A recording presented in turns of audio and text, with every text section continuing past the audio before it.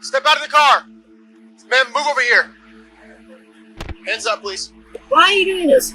Let me ask you this. What did you do to that girl?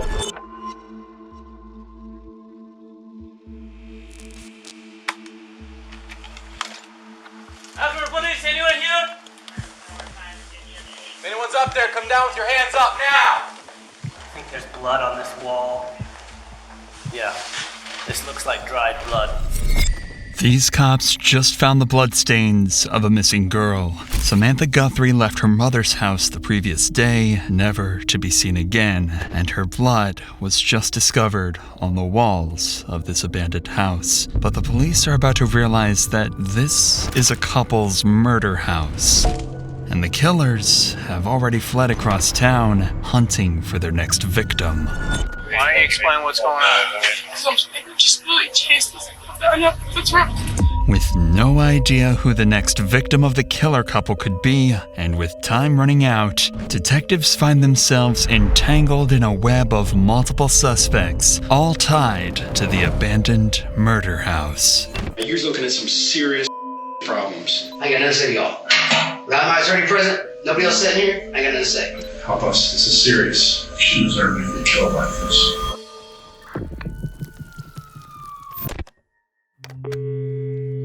Everything started in November 2018, when a mother called police worried that her daughter had vanished without a trace. It had already been more than a day since anyone had seen 18-year-old Samantha Guthrie, and the cops arrived quickly to take her mother, Joni's, statement. Hello. What's going on? I need to file a missing person. Okay, for? My daughter. Okay. How old's your daughter? She's 18. Okay, so what makes her missing? We can't find her. We got a call yesterday saying she was shot in the head, thrown in the trunk of a car, and they took off. The police were called yesterday. They went over to the house that it supposedly happened at. They checked. They said they didn't see anything. Right. Okay. And where was this supposed to be at? On Lillian. Lillian. Where's Lillian at? I've never heard of it. Little did this cop know, he'd become extremely familiar with Lillian Street, as it would become the site of hours and hours of investigation and one of the most disturbing crimes to come out of the city in years. But for now, it sounds as though Samantha was murdered, or at the very least kidnapped. But nobody can be sure. All of this information came over a mysterious phone call from someone they didn't even know. What's the address again? 375 Lillian. Why would she be over there? Because she's started getting into bad stuff. Okay. She turned 18. She left. When was that? Okay. So that's the house right there? I don't know what the house looks like. Okay. I didn't go there. It turns out the house that Joni is talking about was due to be boarded up in just a few days. It's in a rough area of town and has been abandoned for months. And as Joni said, Samantha had been struggling heavily. She left home as soon as she turned 18 and instantly fell in with a bad crowd. She was often seen frequenting abandoned houses known to be used by drug abusers and criminals, and she was slowly getting more distant from her family. Yeah, the Lillian address is vacant. I know. And the officers had it boarded up. So, we didn't see no blood, no nothing. But to be honest with you, I think somebody's playing a prank on you. After this, Joni would give over a description of Samantha, including a distinctive butterfly tattoo on her right arm, before telling the cop one more crucial piece of information. The name of the person she was last with, the supposed person that shot her. Okay, sure. Danny Hamby. Who? Danny Hamby? This wasn't a familiar name to police, and the officer still wouldn't seem to be too worried by the situation, but that would soon come to change.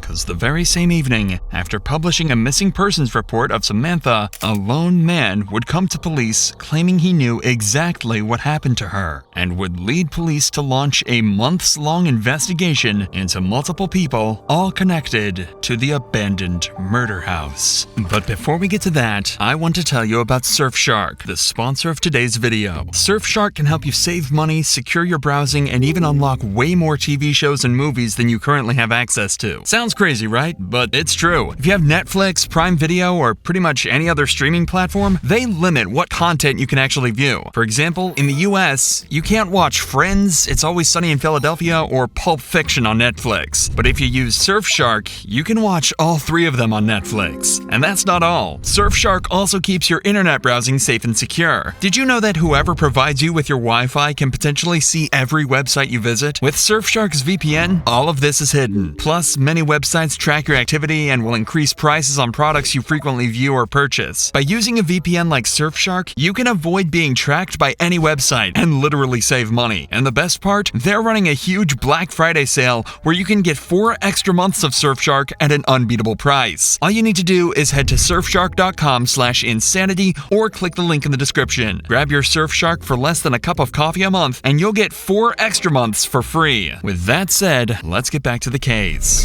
Back in Akron, police had just published a detailed description of Samantha, and the morning after, a very worried man would contact and claim to have details that could either save her life or lead them to her body.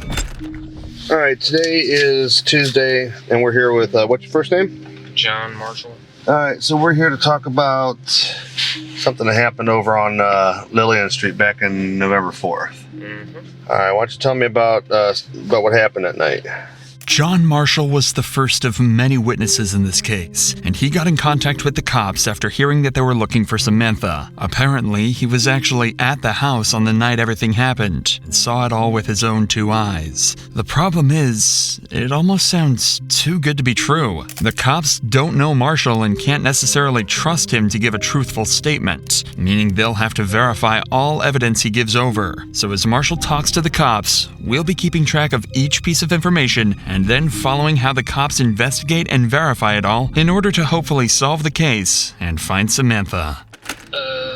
Sam had been trying to get a ride over to the house for a few hours. I didn't feel like driving anymore to go pick her up, so I didn't pick her up that night. And a few hours later, she showed up from an Uber, I'm guessing, that her dad had. All right, now when you say the house, what's the address? 75 Lillian. Okay.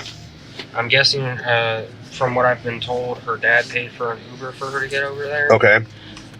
This is already an easy piece of information to verify. If Samantha's dad did pay for the Uber, then he'd certainly remember that and be able to confirm it. And conveniently, the cops had interviewed her dad a few hours later, and he did indeed tell him that he'd bought her an Uber that night. On top of that, the address Marshall gave was also correct, so it seems that he's turning out to be trustworthy so far. But I was walking to the Circle K on Copley and Rhodes to get cigarettes and a soda when I seen her and Yoshi walking to the house on Lillian. And about a half hour after I got back to the house, and half hour, 45 minutes or so, Danny showed up and knocked on the back door. I answered the door. Now, how do you know Danny? Just in passing. Do you know him from the house? Yeah. And you know what his last name is? Amby. Now, things are starting to get weird. That's the name that Joni said could be the killer, and Marshall seems to know him and the people he's friends with. Okay, was he by himself? No, he was with Tony. Okay. Is what I was told her name was. And that one black guy that I've never seen before. Okay, do you know what he looks like? Yeah. I think, what's his name? Marcus? Something with an M, I want to say. Or what's he look like? William. Okay, William. All right, what's he look like? Tall, about 6'2", 6'3", 225, medium build, okay, dark skin. So they came up to the back door? Yeah. All right, and they knocked on the door? Yeah. And who let him in? I did. Okay, so you let him in, and then what happens? They went upstairs and talked to Jody. Upstairs in Jody's room was Jody, Kim, Kate, Sam, then Danny and Tony, and William stayed downstairs.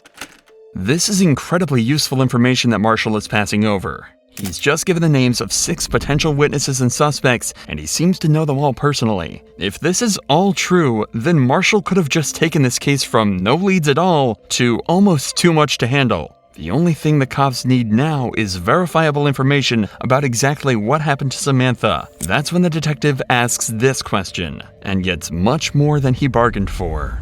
All right, so Sam and all them were upstairs. Yes. So what happens next? I didn't hear any yelling or anything, but music was playing. And Sam came downstairs looking kind of distraught, and she looked at me. I'm like, then go out the back door.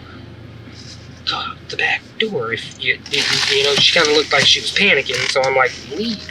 Right. But she went to the basement, and 2 or 3 minutes later, I heard a little bit of a commotion, and then Sam came upstairs first, and she had like a little bit of a bloody nose. Okay. Or a busted lip, I couldn't tell. And she went back upstairs to Jody's room. Danny and Tony followed. Like, followed her or chased her? No, followed. They just kind of, followed. And 5, maybe 10 minutes later, Sam came running down the stairs. Danny was right behind her, and by the time she got to the 4th or 5th stair down from the living room floor, he shot her in the back of the head. It doesn't get much clearer than that. Apparently, Samantha then fell to the ground, and the house fell into disarray. 2 men named Yoshi and William then started to order Marshall and his friends around before helping to carry Samantha's body to a vehicle outside. The detective was starting to get a perfect picture of what this case really was, but there was still one burning question. Okay, is Sam alive? It sounded she was making noises, but in my past experiences, it sounded more like death gargles, your body's shutting down. Okay. Honestly. So she's still kind of breathing at this point. Yeah, but she got shot in the back of the head by 8 to 10 inches away with a Smith & Wesson MP40. Okay. From the sounds of it, Samantha technically survived the shot, but it wasn't looking good. If she wasn't taken to a hospital quickly, she likely wouldn't have made it. But it doesn't seem like the killers were expecting her to live. At least the cops now have a possible murder weapon, a Smith & Wesson MP40. Remember though, the cops have already searched the house and didn't find any evidence of a murder. But given the importance of this information, they decide to go back and see if they missed anything. At this point, Samantha's life hangs in the balance. If they find a single bullet casing or blood splatter, it likely means that Marshall was telling the truth and Samantha is long dead. 12 just pulled up. After police, anyone here? Make yourself known.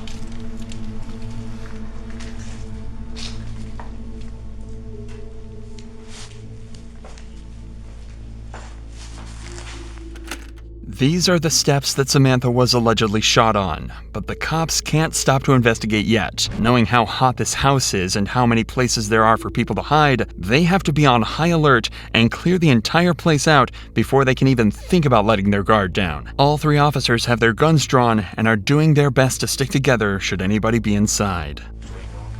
I'm going left. I can't get it.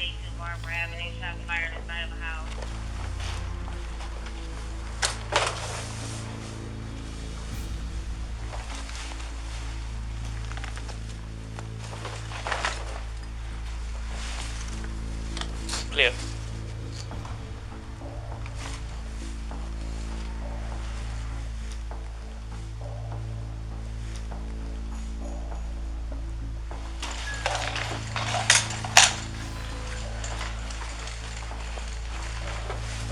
Actor, please. Black Camaro leaving the parking lot.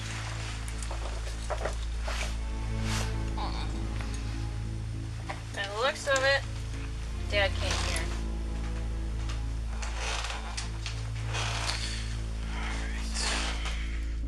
It seems like the house is empty, but it's a complete mess. There's no obvious evidence of a murder anywhere, so it's now clear why the cops didn't find anything their first time here. However, Marshall had told them 2 very important things: exactly where the shot was allegedly taken, and more importantly, that William and Yoshi had actually come back to clean up the scene. That means that any signs of the murder could be extremely difficult to find, but not impossible. In fact, you've actually already seen some evidence that proves Marshall's story to be 100% true. Take another look at the marking on this wall, right below the crack. It's a little difficult to see, but that isn't graffiti. That's Samantha Guthrie's blood. Once the cops spotted this, it all fell into place. Multiple blood spatters that hadn't been cleaned up were found on the walls, as well as the bullet casings that looked similar to the bullets that the Smith & Wesson MP40 uses. Marshall was telling the truth. Danny and Tony were now wanted for murder, and they had 4 other witnesses they could use to track them down and convict them. And in fact, they wouldn't have to wait long, as police were soon called to a house where a girl claimed a couple had chased her with a gun.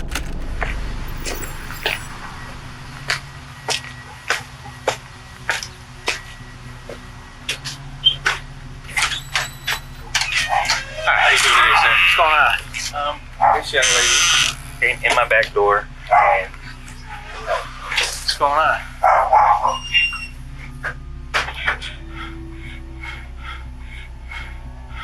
You want to step outside and talk? Who's they?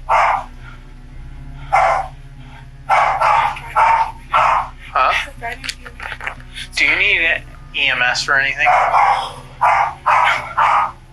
This is Kimberly. One of the girls that Marshall mentioned was at the house the day Samantha was shot. The owners of this home called the cops after she begged them to let her inside as she was being chased, allegedly by some others that frequent the house on Lillian Street. The cops are desperate to know what could have possibly made her this distressed, so they bring her outside to their cruiser to talk. You're safe now, okay? Why don't you explain what's going on?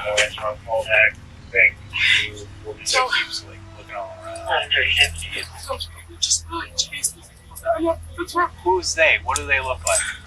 This guy named Human. Black guy, white guy? Black, like short. What was he wearing? Black pants and a black like, short sleeve hoodie thing that like had a hood, like it's drawstring right here, but it wasn't like a hoodie. Just one black guy? You know, they was with a bunch of white guys. And I think a black and white guy? There was a black guy, like 3 white guys, and then a mix. I think I was 2 days running. Whatever happened to Kimberly was clearly a blur to her, but the cops are starting to get a little concerned. Barely a couple days after Samantha's supposed death, one of the witnesses gets chased by a group of people holding guns. It could just be coincidence, albeit a terrifying one, so the cops ask her why she was in town to see if this could be related to anything else, and they get the most worrying answer possible. So you're from the Falls, you were visiting a friend here in Akron. Where's that friend at now? And where do you know where they live? I have no idea where they are. I have no idea. I'm gonna run her names. What's the friend's name? What's her last name? Harris. Jody Harris. And do you know what street she lives on? That's a guy. What's that? It's a guy. Okay, what street does he live on? He lives on Lillian. What is it? Lillian?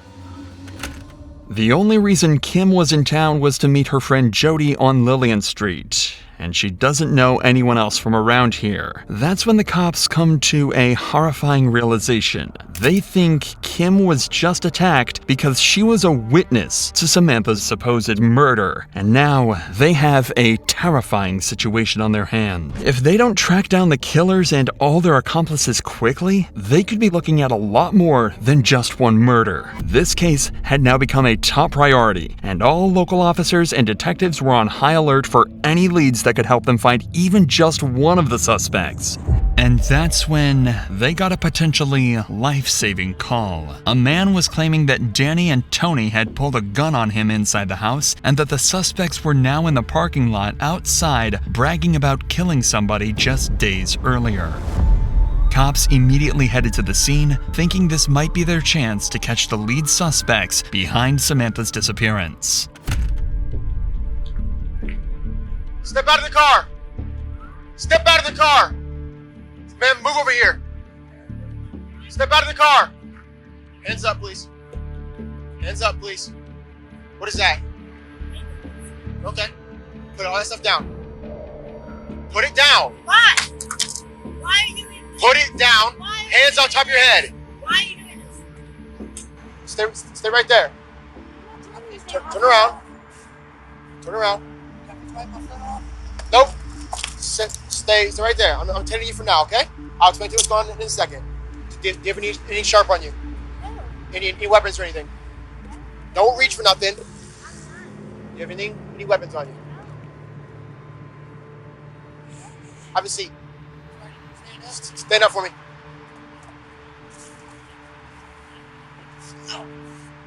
What are you doing with your foot, man? I got Blisters? blisters and fucking, it's called jumper rock. There's another one right here. Where at? Don't reach. The what do they call it? Fifth pocket. Fifth pocket right here. Okay. There's a knife right there. I'll take care of it. I just want to make sure I got a bag of needles in my pocket. A bag of needles, you said? Yes, sir. So far, this has been surprisingly easy. At this point, the officer had no idea it would actually be the interrogations that'd be the hardest part of this process, but he's enjoying the simplicity while it lasts. Soon, a couple more officers arrive on the scene to help search Danny and Tori, secure them, and collect some information before they're taken away for questioning. I haven't been upstairs to talk to whoever lives here yet. Okay. When I pulled up, he was in the driver's seat. She was digging in the trunk. As soon as she saw me, looked like she did something, and she closed it real fast. I just did a quick pat down to make sure they have any guns on it. But if you guys could try to get a hold of him, figure out what the hell is going on here. You don't have anything on you that's going to poke me, prick me, anything like that, right? No weapons we need to be aware of? If you do, tell me now. I actually have my gun. I only have it because Where is it at? Is it loaded? It's not loaded. I only have it because I'm lazy. Is it right here on the side? Yeah. I don't want to set it off. I know. I just. I never used it before. My mom made sure I took it with me to be accurate. I'm doing more. She got a gun in her wall. I haven't found his yet. Where's her? You got a gun? I had 2 knives on me laying there. 2 knives. What's your name? Danny Campbell. Is it okay if I check your pockets here real quick? Yeah, we're not trying to give anyone a hard time. We got a call that people with guns and warrants and things like that. Warrants? You have to look at that here real quick. Fentanyl? No, hell no, Lord, no. What is it? Meth. Meth? Just come around here. There you go, good. Eventually, the officers brought Danny and Tony back to the station for interrogation, and this is where the hard part started for the detectives. Lieutenant Whitten, Detective Ross. How you doing? So, they got you with a gun. Okay. You okay? I want my attorney. Okay. Can I read it to you then anyway? Yeah. For the record? You have the right to remain silent. You understand this, right? Here, it's important to note that Danny thinks he's been brought in just because of the gun incident. At this point, he is unaware that police have him and Tony as lead suspects for Samantha's disappearance. Detectives are doing this to potentially lead him into a fake story or timeline that they can prove wrong later. You've indicated that you want to talk to your lawyer? Correct. I don't know what it's about, but I still want my attorney. I know that. Okay. I do this. All right. I don't know what to do about your... For that 11 numbers, give me my attorney. All right. Man, I don't know what we can do about your freezing, but maybe get you out of here as soon as we can. How's that? While you're here, can we cover, at least cover something? You can talk, right? I ain't gonna say nothing. You mind if we get some swabs from you? Like I said, you can talk, I ain't gonna say nothing. All right. Look, I'm gonna tell you like this, man. I got 11 numbers, 23 years in the system. I ain't got nothing to say to y'all. Without my attorney present, nobody else sitting here, I ain't got nothing to say.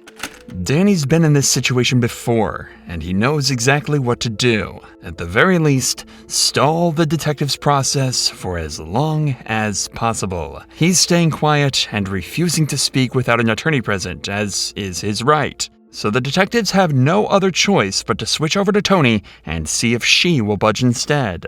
Have a seat there, everyone. I'm Lieutenant Whitten. This is Detective Ross. Hello. Hi. Look, I didn't know anything about KCW. I never had a weapon before in my life. My mom gave it to me because I started working here at Liberty. So. We're going to read your Miranda rights, okay? They already did that. Okay. Good. Okay, you understand them and everything? Okay. There's a girl that's missing.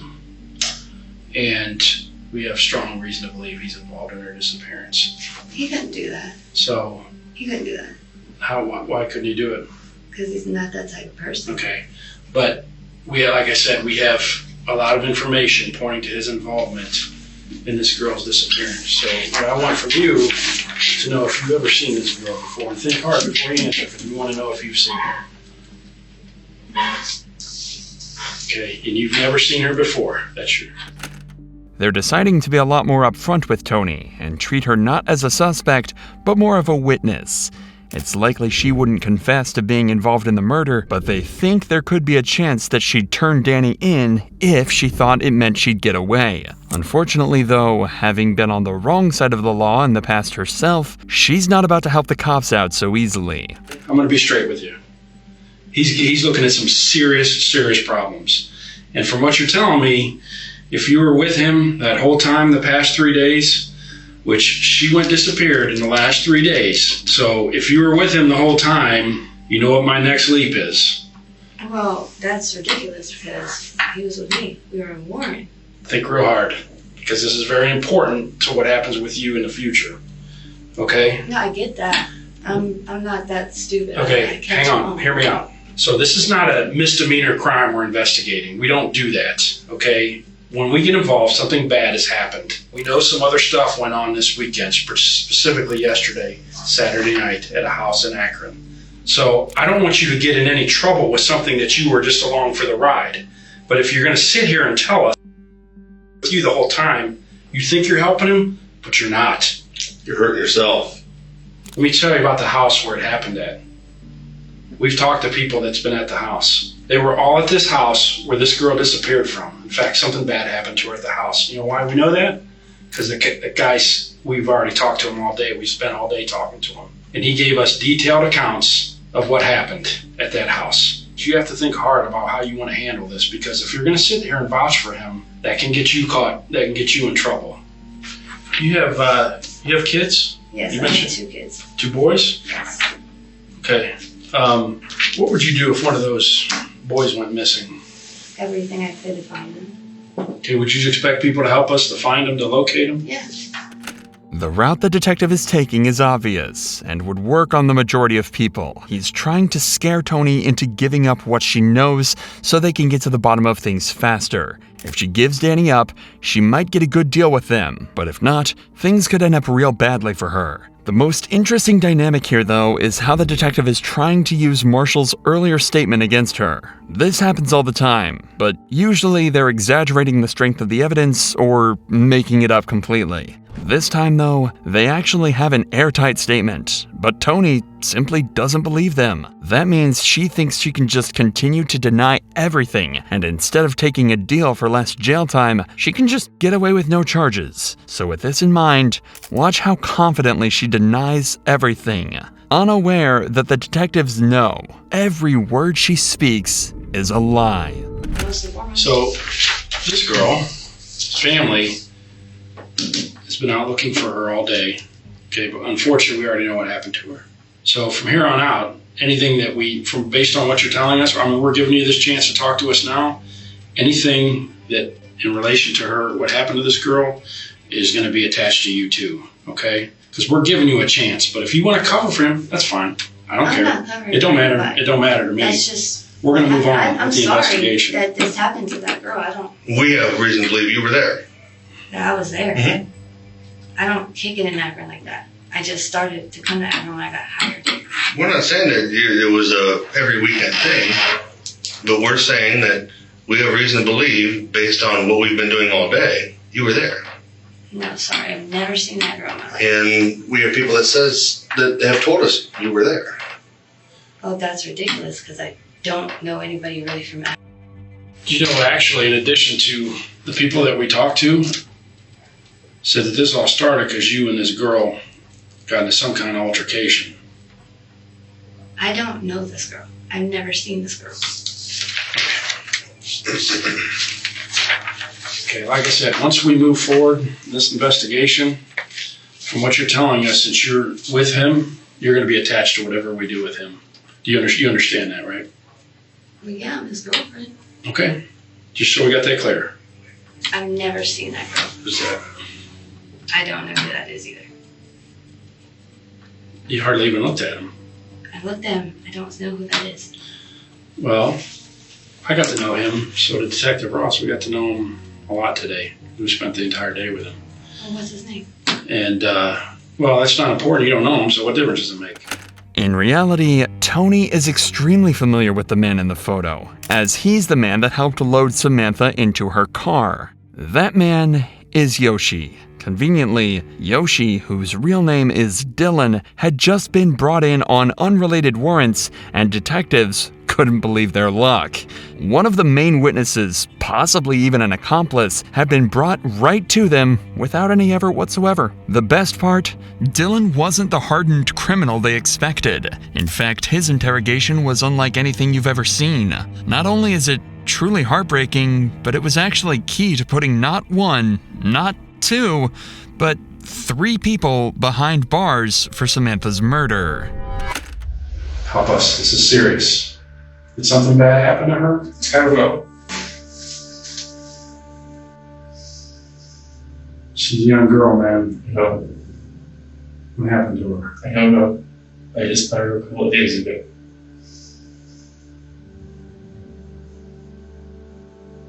Help us. Help us. You see something bad?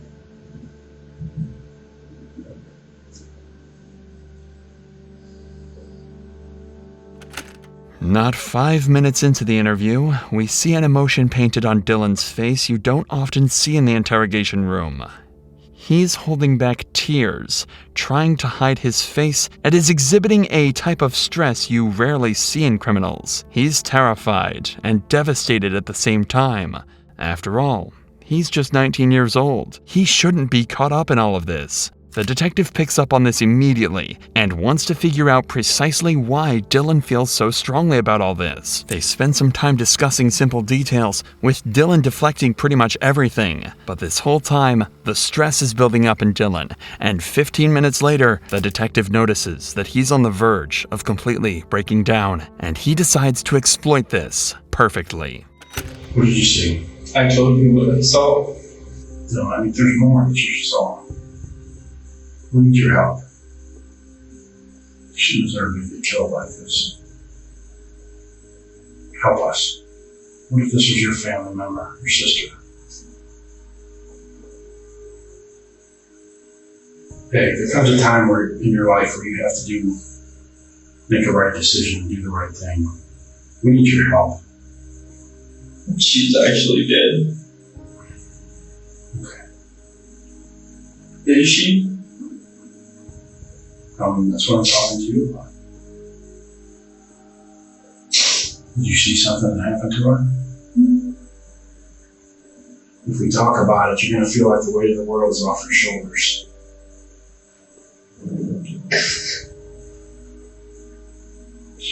There's only one thing that makes a person get this emotional. That's if they saw something bad. I remember a couple of days ago when we were talking, we were having a good time, and I don't know why. Don't know why what? Why I feel so close to her. So you guys said, well, you're close to the same age, right?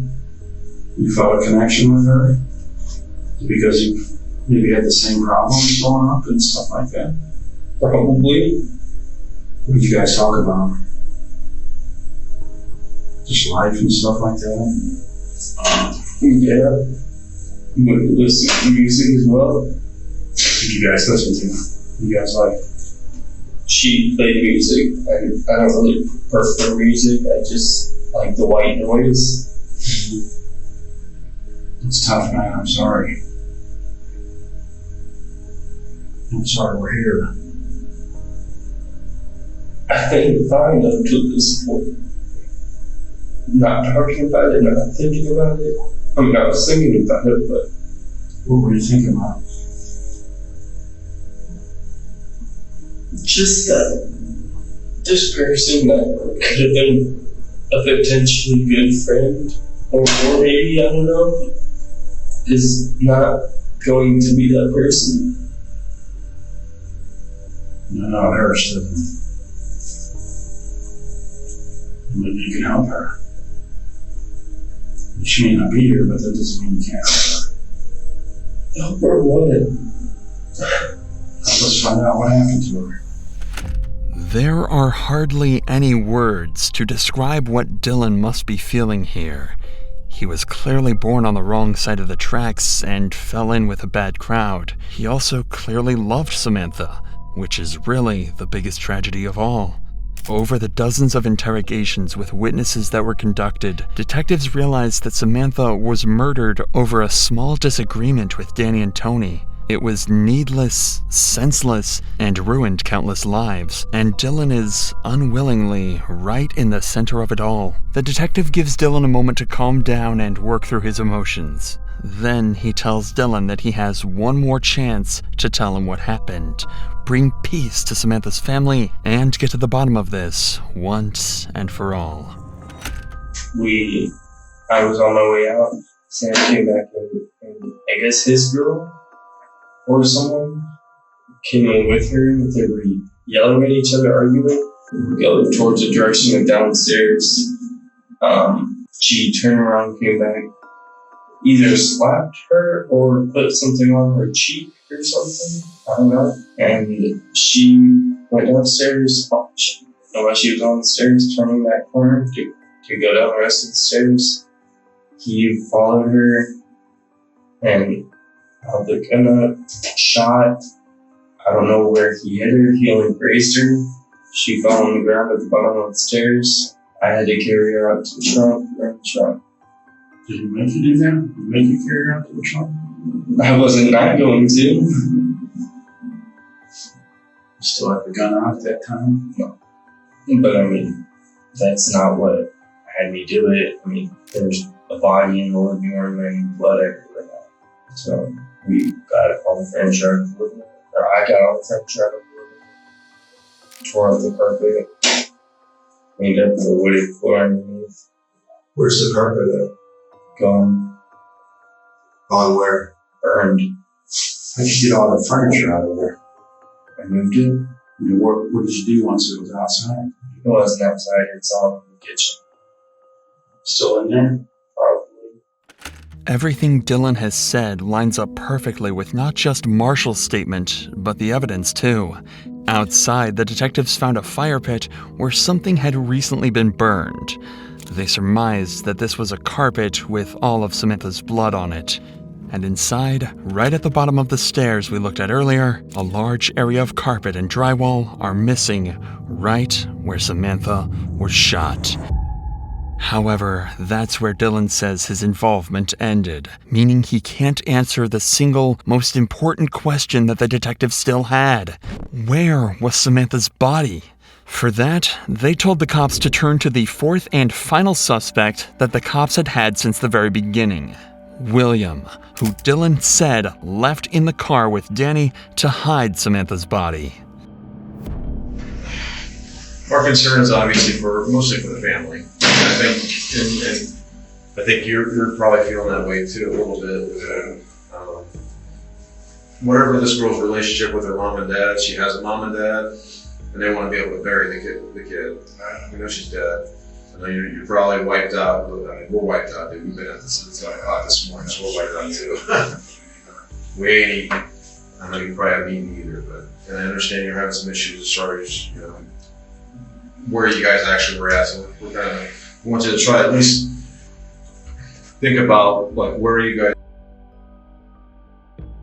with the body in the back of the car. I remember backing out and going up the hill. And unfortunately, just the way that I was laying down in the back. You were actually physically laid down, or you were just kind of relaxing? No, I was like this. They were all the way out. They wanted me to lay low. I was crunched up. I was down. I thought they wanted me to lay down in the back and they wanted me to see where we're going. And I really thought that was it for me, really. William was happy to cooperate with the detectives, which made their jobs considerably easier. The only problem is that he didn't actually see where they drove. He was forced to lay down in the back of the car so nobody saw him in the car from the outside, so he might not be as helpful as the detectives initially thought. However, he was able to tell them that they didn't travel for very long and gave a description of the area where they finally hid the body. Was there a lot of was it a real rural area? Was Yeah, it was getting more rural at that point. Yeah, I remember just a lot of before we got to the place with the fenced off area where he pulled in, where he wanted to, I guess, take her body to. I just remember that, like a lot of taller trees. I remember seeing a lot of orange, a lot of a lot of the fall colors, just really popping out. Like it was just really, really bright because there was so many trees. So I knew we were getting more work. Then I popped up to get out of the car. I guess it was just like a 2-lane road, not really marked, just a 2-lane road. I didn't see any cars coming and going. It wasn't the most detailed description ever, but it turns out it was all they needed. A few days later, an officer mentioned they might know an area just outside of Akron that matched the description, so they sent out a patrol car to search the area. And, sure enough, they found it. Samantha's body lying amongst the dirt, not even buried, just dumped out in the open. Immediately, they were able to identify it by the butterfly tattoo on her arm that her mother had mentioned all those days ago. Their search had finally come to an end, and her family could finally make peace. The only question now was what to do with the suspects. The detectives clearly named Danny as the murderer, with Tony having a large role in the murder too. However, despite how helpful William ended up being, the rest of his interview and other witness statements implied he had a lot more to do with the murder than he initially let on. So he was charged with abuse of a corpse and tampering with evidence, with a sentence of 10 years. And the court had to decide on the fate of Dylan, the 19-year-old. They decided that he shouldn't have been involved in this, and given a second chance, he might be able to get his life back on track. So he was charged with tampering and obstructing, but he was only given 5 years of probation. As for the killer couple, Tony was given 16 years for tampering with evidence and obstruction of justice, and Danny was charged with murder and abuse of a corpse, and given a life sentence with the possibility of parole after 24 years. Thanks again, Surfshark, for sponsoring this video. Head over to surfshark.com/insanity or click the link in the description for 4 extra months of Surfshark at an unbeatable price.